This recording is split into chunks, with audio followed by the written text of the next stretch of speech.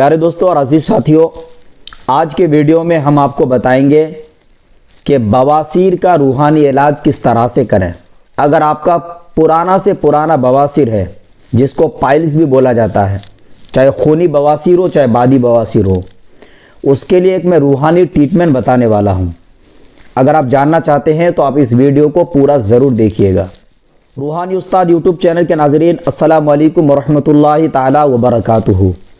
नहमदुहु व नुसल्ली व नुसल्लिम अला रसूलिहिल करीम। अस्सलातु वस्सलामु अलैका या रसूलल्लाह व अला आलिका व सहाबिका या शफीअना यौमल जज़ा। प्यारे दोस्तों, अजीज़ साथियों, आज का जो टॉपिक है हमारा, मैं उस मर्ज़ के बारे में बात कर रहा हूँ जिस मर्ज़ का जो इलाज है डॉक्टर के यहाँ भी अगर आप जाते हैं तो कंप्लीट तरीके से इलाज नहीं हो पाता है। तो आज के वीडियो में मैं जो आपको बताने वाला हूँ, एक रूहानी अमल के ज़रिए से बवासीर का इलाज कर सकते हैं। दोस्तों, ये अमल बहुत ही छोटा है, अगर आप करना चाहें तो आप भी कर सकते हैं। इस अमल के लिए किसी से इजाज़त लेने की ज़रूरत नहीं है, मुझ फ़कीर की तरफ से इसकी इजाज़त आम है। अगर आप अपने पेशेंट का इलाज करते हैं तो भी आप कर सकते हैं। इसके लिए ज़रूरी है कि जो मिट्टी होता है ना, मिट्टी का ढेला लेना पड़ेगा आपको।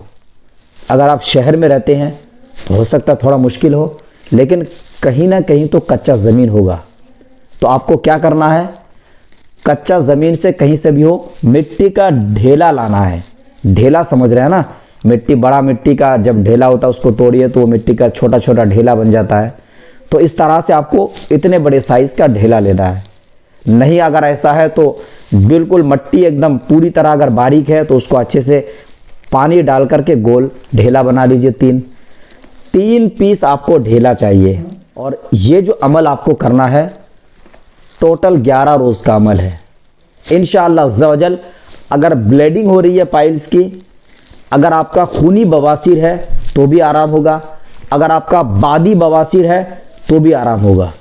तो जब आप 3 ढेला लेके आ जाएं तो सबसे पहले आपको 3 मरतबा दुरूद शरीफ पढ़ना है और 11 मरतबा या कादिरु मुक्तदिरुन, यह आपको 11 मरतबा पढ़ना है। फिर आखिर में दुरूद शरीफ 3 मरतबा पढ़ के एक ढेले में दम करना है।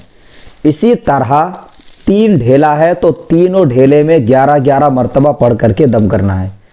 जब आपने ये ढेला तैयार कर लिया दम करके, अब जो भी ऐसा पेशेंट है, कोई दूसरा शख्स, उनके सर से पैर तक ये ढेला जो है, एक ढेला 3 मरतबा उतारना होगा। इस तरह से दूसरा ढेला भी 3 मरतबा उतारना है। तो टोटल 9 मरतबा उतारने की ज़रूरत पड़ेगी। जैसे आपने उसको उतार दिया, उतार के अगर आपके करीब कोई नदी है, तालाब है, समंदर है, नहर है, जहाँ पे मछलियाँ रहती हो, इसमें बहता हुआ पानी ज़रूरी नहीं है क्योंकि नदी में बहता हुआ पानी होता है। आपके यहाँ पर अगर छोटा मोटा तालाब भी है, जहाँ पे भी तालाब हो, मछलियाँ वगैरह रहती हो, ये मिट्टी का ढेला उस नदी या तालाब या समंदर में फेंकना होगा। अगर आप ये कहें कि नहीं मैं तो शहर में रहता हूँ, हमारे यहाँ तो बहुत दूर है नदी, तो ऐसे में आपको मैं बता दूँ, आपके लिए बेहतर है कि जो 11 दिन का अमल है, 11 दिनों के हिसाब से 3-3 करके जब आप उतारिएगा ढेला, सारे ढेले आप एक मरतबा उसको फेंक के आना पड़ेगा। याद रखें, अगर रोज़ाना कर सकते हैं तो ज़्यादा बेहतर है। ये एक छोटा सा अमल है, लेकिन ये अमल बहुत ही पावरफुल है। इस अमल को आजमाइए, फिर आप कमेंट में बताइए कि यह अमल काम कर रहा है कि नहीं कर रहा है।